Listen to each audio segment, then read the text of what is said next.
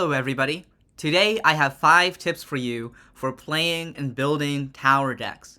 A tower deck is a deck with 80 or more cards. And so here is a replay of a very classic tower deck, also known as Monster Garth.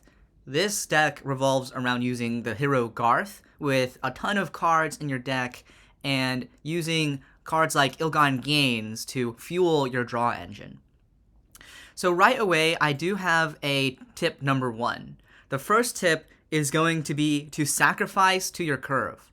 Right now, it's just the first turn, but we already know what we're going to be playing on turn 2, 3. Well, in this case, we'll probably sack Braxnorian Soldier or Anklebreaker because we're missing a play on turn 4, although Artisan can actually search for Ill-Gotten Gains, which would be the thing we're playing on turn 4. The point is, though, that this is super important in a tower deck because one of the weaknesses of a tower deck is that the next card you're going to draw is much less predictable. So because it's much less predictable what card you're going to get, you want to make sure the cards in your hand are actually the cards that you can actually play. If you get a little greedy and maybe you sacrifice too many low-cost cards, because you want to save your high-cost cards in your hand, you're going to find that there will be turns where you can't play anything. And so that's why early on in the game, you want to immediately know what you're going to be playing on turn 2, turn 3, turn 4, and turn 5, and never sacrifice those cards unless you draw an alternate.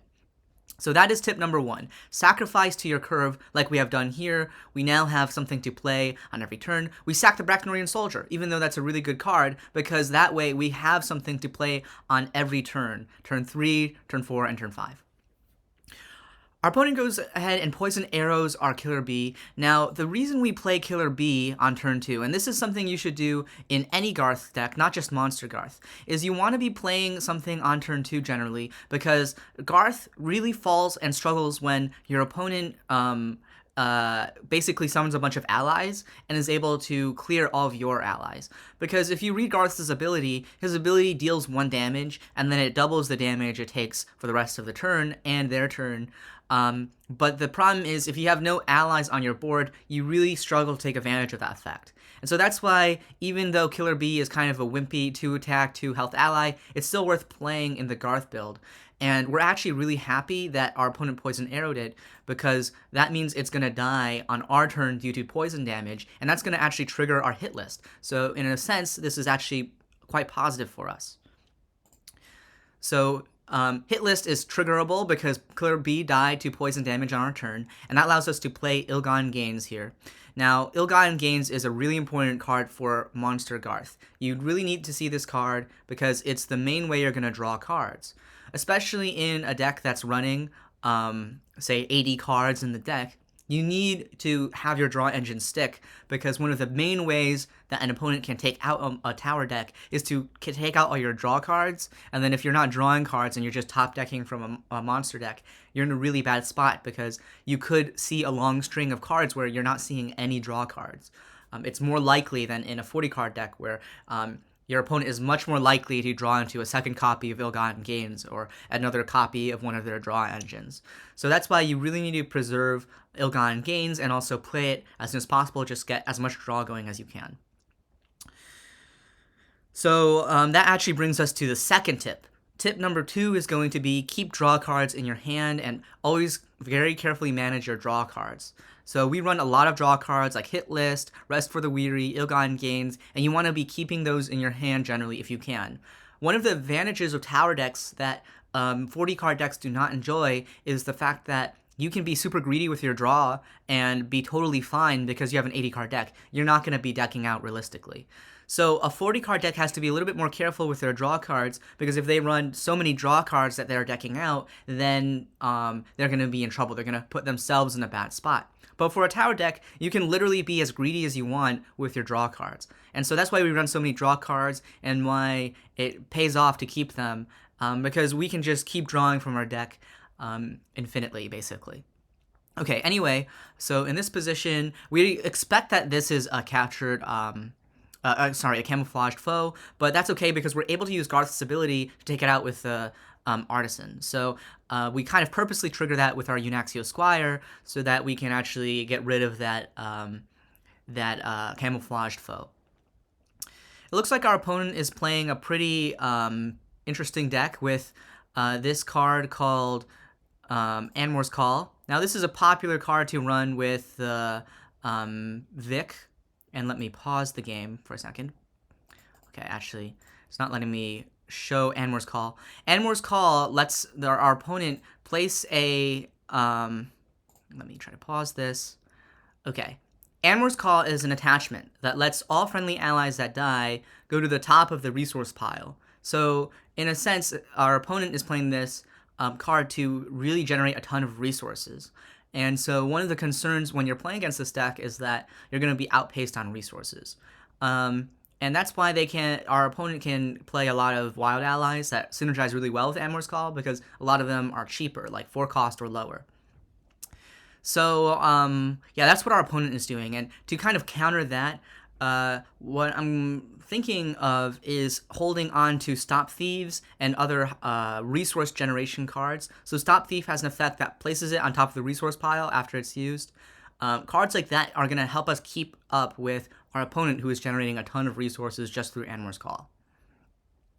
Anyway, we are also running a wild engine of our own. Now, this wild engine is kind of mostly just for drawing cards. So Call of the Wild is a card that lets you draw 2 cards. That's basically what we're using it for, just another draw card. But it can be nice if you hit your wild cards. And we were lucky and we hit Slithering Viper with Call of the Wild, so we were able to summon it for 2 cost less. And so that was a really nice turn for us, because that is going to disable the stealth ally they have. And outside of maybe a couple of cards, we don't actually have a way to deal with stealth currently in our hand. We do run Spirit Shuriken and some other stuff that does deal with it, though. Alright, anyway. So our opponent is going to go ahead and summon their Bobcat, play the Poison Arrow on us. Right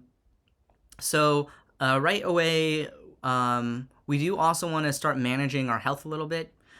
So that is going to be my 3rd tip. Tip number 3 is play for longevity and try to protect your health, and also run heal if it's applicable. In rogues, you have very limited heal options, so it's not really possible for this deck. But if you were to, say, run a monster, I don't know, Gravebone or something, you would want to run heal cards like Mending Golem. Because we're wanting to protect for longevity, we're going to really want to keep our opponent's attention on our board, and then also try to disable their allies and prevent their allies from attacking face. So when we see something like Bobcat hitting our face, that's a warning sign and something we want to prevent. So tip number 3 is play for longevity. This takes advantage of the fact that monster decks and tower decks can play into the late game very comfortably. You don't need to rush to win because you're never going to run out of cards. And so you want to take advantage of the fact that you're not going to run out of cards to play for longevity, play for the late game, and in general just control the board and be more about controlling the board than about rushing to win at expense of your own life. So we do want to play very safely, and that's why in this position we're just going to play Anklebreaker and disable our opponent's Bobcat right there. It just protects our health and prevents our opponent from doing stuff. We don't really care that our allies are going to die that much because they're going to be protecting our health. So we're more than happy to spawn or summon our Unaxio Squire, and we're fully expecting it to be killed, but that's protecting our life from being hit because we played that body that can't be killed or is absorbing the damage, essentially. So we're playing the Stop Thief here. Now, this is kind of an interesting decision, I think, because normally you hold your Stop Thief for like a really important item card, maybe a Soul Seeker, which costs 5, and that's a really good one to hit. Or, you know, if this was a priest deck, maybe you would save it for the King's Pride, as just another example of why you should normally hold on to your Stop Thief for an item that is worth a little bit more. The reason we play it here, though, is because really we're playing it more for its second effect, which is to gain resources. Stop Thief puts it on top of the resource pile, and we really need more resources because our opponent has Anmor's Call. So against this particular deck, you want to be really greedy with your Stop Thieves. And I actually think in general, that's a good play. You don't necessarily have to save Stop Thief for a very important item, unlike with other heroes. Maybe Focus Prayer for Xana is one you want to hold on to for an important item card, because Stop Thief's ramp effect is actually really good even for non-monster Garths. Anyway, here We go ahead with the Stop Thief just for the resource generation, and actually this hand is kind of a little bit awkward right now because it's a little bit harder for us to we don't have anything that costs 5 other than Anklebreaker, and we don't want to replace our Anklebreaker with another Anklebreaker because that's kind of a waste. So what we're going to do is we're going to try and draw a card and see if the card we draw is going to be 5 cost. And this is going back to point 1, which is sacrificing to curve. Because your deck is so large, you can't reliably predict what you're going to draw next. And so we're going to see what we draw anyway. By killing the Bobcat, we can draw with Aldon Gains, and hopefully we'll draw something that we can play. And no, we don't. We draw Stampeding Rhino. And so we're kind of forced to waste 3 resources here. Just play the Unaxio Squire, put another body on the board, and now we're at full hand size, which is kind of a problem because now we won't be able to draw at the start of our next turn. But at the end of the day, that is kind of what one of the downsides of a tower deck is. You're not going to be able to predict your next draw so easily. So here, I didn't really want to play anything in that particular position. I knew I had Stampeding Rhino, so Call of the Wild was kind of safe there because at least it can reduce the cost of our other allies. So there, I do want to talk about why I attacked with Anklebreaker on 1 durability instead of saving it. Arguably, it could have been a good idea, but I'm fully expecting Slithering Viper to attack our allies. So I think Anklebreaker, if we kept it on the board, would still be on the board at the start of our next turn, and I really want to be playing a second copy of Anklebreaker. So that's why I purposely attack the hero, just do 2 chip damage, and that clears up our board for another weapon play next turn. So here, I'm fully expecting this Vic ability to hit the Stampeding Rhino. It turns out our opponent does something kind of smart. They poison arrow the Rhino and save the hero power. I have to give props for this play. I think it's a good play. I think normally a lot of players will just go ahead and try and kill it immediately, but when you have something like Poison Arrow, you don't have to kill the ally immediately. You can wait and see what the opponent does. And because our opponent did this, that is what's going to prevent me from playing Karlstrad. And that is also another reason why we're kind of holding on to some of the fatties in our hand. We're trying to wait until our opponent plays the Vic power so that we can play our fatty and then our opponent doesn't have an easy out to it. Vic's ability basically reduces any ally to 1 health. So if we played Karlstrad with 8 health on this turn, our opponent can then just use Vic ability to kill it easily. So, yeah, props to the opponent for this. This is making it a little bit more awkward to play this out, but we're still going to go with our strategies. We're going to play for the late game, try to kill some of his allies or disable them at least so that they're not going to be dealing damage to our face, and ramping to kind of counteract our opponent's ramp. So for ramping, we're going to just use Stop Thief, get another resource, which is always great, and then we can play Spirit Shuriken, take out one of his allies, and keep the focus on killing our allies rather than taking down our health. And then we can play another ally out there just to soak up some damage, in this case Night Owl. Arguably, it might have been better to go for Artisan there just to soak up more damage, but yeah, it is what it is. Our opponent then has Overwhelm, which is too bad. So here our opponent does something interesting. They take out the Spirit Shuriken, and I can't really disagree with this play. I think normally if it was early game, you would want to take out the Ill-Gotten Gains, but now that we're kind of late game, I can see why you would be way more concerned about the Spirit Shuriken there. So here, we really have to take out that Bobcat because we are getting low on health, and so we do want to keep preserving our allies per our point 3, tip 3. But, so that's why we go ahead and play Anklebreaker there rather than our allies. We just really need to take out that Bobcat from dealing any more damage to our hero. And I think our opponent realizes it too. Our opponent realizes, you know, they're running low on resources, they're behind on resources, they need to win quickly or else they have no chance. But, yeah, I think at this point, we see a perfect opportunity to drop our fatties. Because Vic already used his hero power, now we can drop our fatties, and let me pause.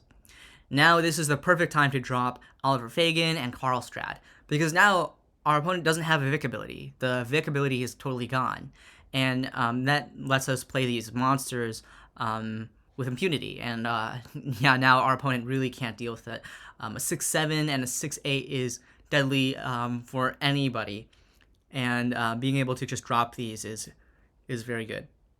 So I think our opponent's a little desperate here, plays Overwhelm just to draw a card, plays the Bobcat, but it doesn't have the follow-up. They just have Soul Seeker, and then they surrender. So I hope that replay showed you the 3 points of playing a monster deck. And those are, again, sacrificing to your curve, taking advantage of your draw cards, so keeping the draw cards in your hand because you can be greedy with your draw, and then playing for longevity more so than you would in a 40-card deck. So those are my 3 tips for playing a monster deck or a tower deck, but now I'm going to go over some deck building tips. So the deck building tips I have are, first, for tip 4 is going to be take advantage of the fact that you're a tower deck to run multiple copies of unique allies. So my prime example here is going to be Aldon the Brave. In a 40-card deck, you would only want to run 3 copies and sometimes even 2 copies because a unique ally, you can only have 1 of them on the board. But when you're running a tower deck, I mean, Aldon is such a good card, you can just run 4 of them because chances are you're not going to draw into duplicates of them. And so you want to really take advantage of the fact that you're a tower deck to run multiple copies of a card that normally you wouldn't run multiples of. And Aldon the Brave is a great example of that. Another good example of that is even something like Ill-Gotten Gains. I've seen a lot of people, a trend that has been happening is they run only 3 Ill-Gotten Gains in Garth for a 40-card build. And so that's a trend I've seen, but obviously for a tower deck, you can totally ignore that because you're such a thick deck size that you can afford to play 4 ofs. Same with something like Stop Thief, an amazing card that you often see as a 3 of, but in a tower deck you can just go ahead and play 4 of it because it's such an amazing card and you're not worried about bricking with it by drawing into too many copies of it. So tip number 4 is take advantage of your unique cards and any cards that are really good that you want to run multiples of that normally would brick in a 40-card deck. That is how you really take advantage of the strengths of an 80-card deck. So we run 4 Stop Thieves, 4 Ill-Gotten Gains, 4 Anklebreaker. And now the 5th tip I have, and the final tip for a tower deck that I think is something you can really take advantage of, and something I don't actually do that much in this deck list in particular, is adjust to the meta. So one of the great advantages of a tower deck is you can have the space to really run tech cards. And so I do run some here, like Spelleater Bands, because I've seen a bunch of mages out there, and Stun Turret, because that's just a great anti-meta card as well. So this is basically where you get to counter whatever you're seeing a lot of. I think the meta is a little bit unestablished right now, which is why I haven't gone too hard into any one particular direction. But let's say there's a lot of location decks out there. Then maybe you run 4 Sinkholes, and a tower deck can do that very easily. Maybe you're seeing a lot of, mages. Then you can play 4 Spelleater Bands. And normally 4 Spelleater Bands would be, Spelleater Bands would be really bad in, any other deck. But for a tower deck, you could even run 4 of them and be totally comfortable with that because of the fact that now your opponent has to destroy 4 of them to defeat you. And you're not going to be drawing them every turn, so that's not going to impact your draw as badly. So those are my 5 tips. I do want to go back to the playing tips. So point number 2 was play a lot of draw cards. So part of that is running a lot of draw cards. And so this is my tip also for building a tower deck. You want to run more draw cards than you think you need. So I run a ton of draw cards in this deck. I basically run as many draw cards as exist in the game. So Ill-Gotten Gains is a 4 of. That is your main draw engine, but we're also running some other draws. So this is pseudo draw. Thoughtful Investment is a great card to play. It draws you a card and then you place a card on top of your resource pile. It just cycles through your deck a little faster and gives you a resource. The only reason we're only playing 1 is because it's impossible for us to get rid of it ourselves, and so that's why you can't run multiples, because the second copy is always dead no matter what. Unlike unique cards where maybe if the ally dies, then you can play another one. Thoughtful Investment is one we can't get rid of. So that's why it's only a 1 of. You could probably run 2 ofs or 3 ofs even and be okay just because of the fact that this is a tower deck. We run 4 hit list, which is a lot, because this is a card that famously can brick you. And I've lost plenty of games to drawing into 3 hit lists or something and no way to kill an opposing ally. And so, but we're a tower deck, so we're not going to run into that situation very much. And hit list is just a very good draw card. It just draw 2 for 1 cost. That's amazing. And it synergizes super well with our Killer Bee. So hit list is a 4 of. Call of the Wild is another 4 of, another draw 2. Yes, it's 4 cost, but we run ramp in this deck, and we're the kind of deck that wants to go into the late game. And when you're in the late game, a 4-cost card is like whatever. So this is definitely a late game card, but we run 4 of it anyway, just because it draws cards for us. So we run 4 of those, and if you're keeping track, that is 4, 8, 12, arguably 13. And then we run 3 Rest for the Weary, another draw card. So 16 draw cards, and we run even more than that. So this is a card that costs 3, and it lets you draw 2 cards. So this is another really good draw card, especially for the late game. And you want to be running cards like this in your tower decks. You need to be running cards like Rest for the Weary. You need to be running cards like Call of the Wild.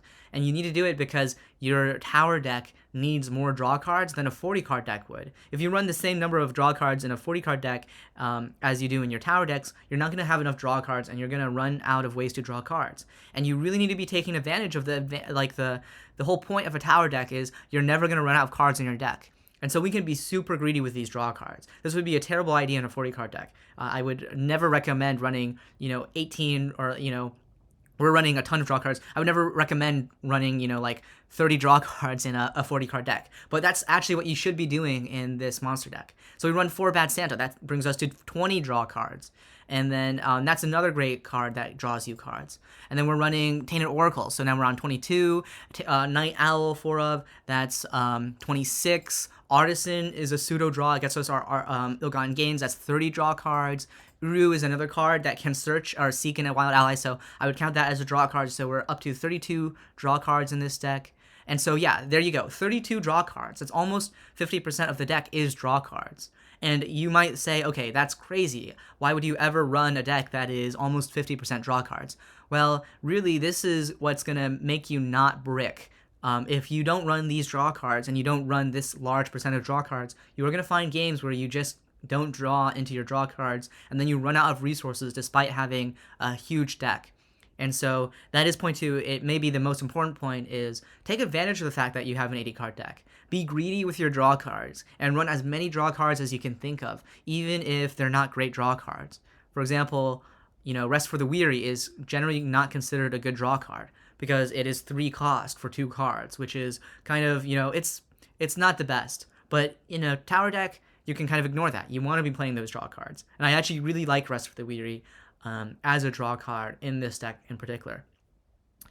Okay, so those are my 5 points. To sum up, sacrifice to your curve, run draw cards and be greedy, play for longevity, run multiple copies of cards you wouldn't run in a 40-card deck, and then adjust to the meta. So those are my 5 points for playing tower decks, and I hope this helps you with the monthly contest that's going on for March, which is the tower contest. Good luck building your tower decks. Leave a comment below. What tower deck are you running for this contest for this month? Do you have any builds that you want to share? Feel free to share it in this video description of decks that you have built. And I and maybe some other commenters will be more than happy to give you some feedback on your tower deck. So feel free to post your tower decks in the comments below. Be sure to like and subscribe if you enjoy this content. Thank you for watching, and see you next time.